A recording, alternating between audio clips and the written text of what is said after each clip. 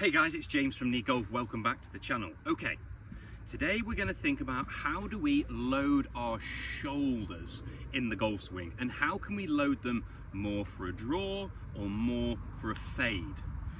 So now there's a really good saying in golf that I love, and that is the body is the power, the arms and the club and our hands are the steering, but the most important part of the golf swing is the shoulders. A bit like a car, you can have all the power in the world, you can have the best steering in the world, but if there's no transmission between the two, if they're not correlating together, then the car's not going to be able to maximize its power and its steering. Same in golf.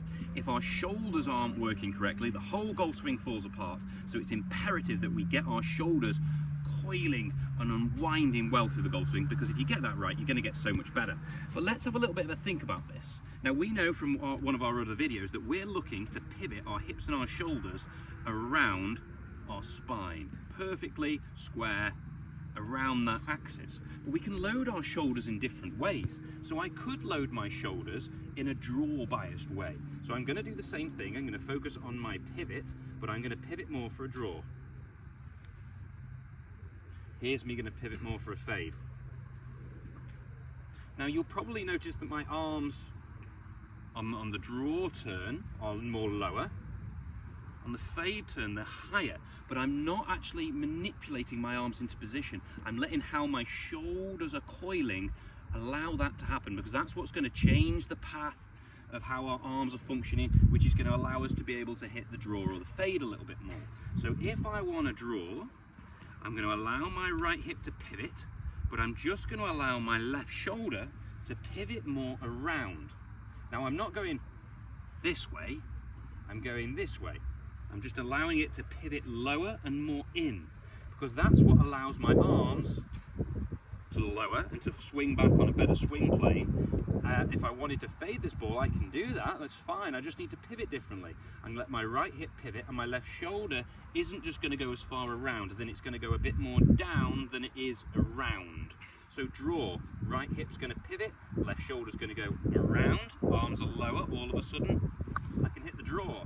If I want to go the other way, I'm going to let my right hip pivot just the same, apart from my left shoulder is steeper, a bit more down, which allows my arms to naturally rise, which when I start to unwind through this golf ball now, just moves my path a little bit across the ball. But I'm not manipulating the golf club, I'm not manipulating my arms, I'm just coiling differently and allowing that movement to move my arms onto a different swing plane to hit the shot that we want. So let's hit a couple. Let's practice coiling in different ways, see how that changes to you as the viewer, and see if we can hit some draws or some fades. So the first thing that I'm going to do is I'm going to try and pivot for the draw, which means my right hip is going to go around and my left shoulder is going to go more around. So we go.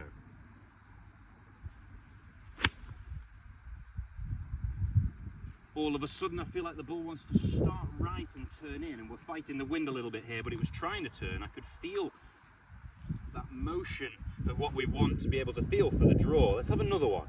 Right hip around, left shoulder more around, so we can get that draw pivot more there. Arms lower, allows the path to be better. Let's go for the draw.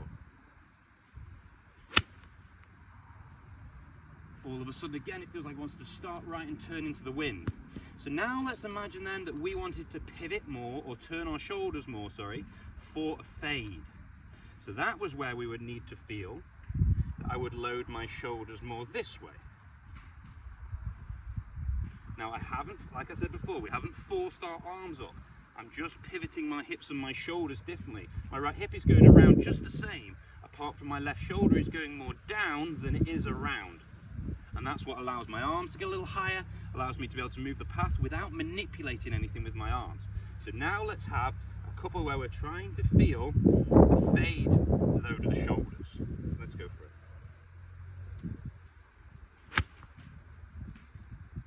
All of a sudden that ball wants to start more left and it wants to turn a little bit more, and we've got the wind going that way, so it's wanting to turn a good bit. Excellent. Same again. Right hip, left shoulder. They're just moving in a different direction, so we're going to pivot those shoulders for the fade.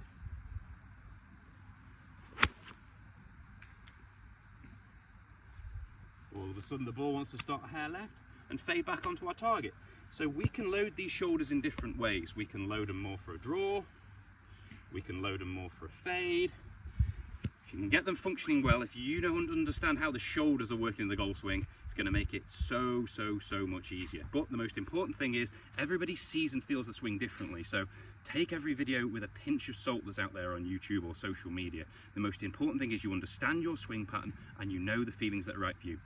Thanks very much for watching it though. We really appreciate it. If you hit the like button, amazing. Hit the subscribe and then hit the notification bell, even better. We want to make loads more videos for you, so let us know your suggestions in the comment box, and we can't wait for another video.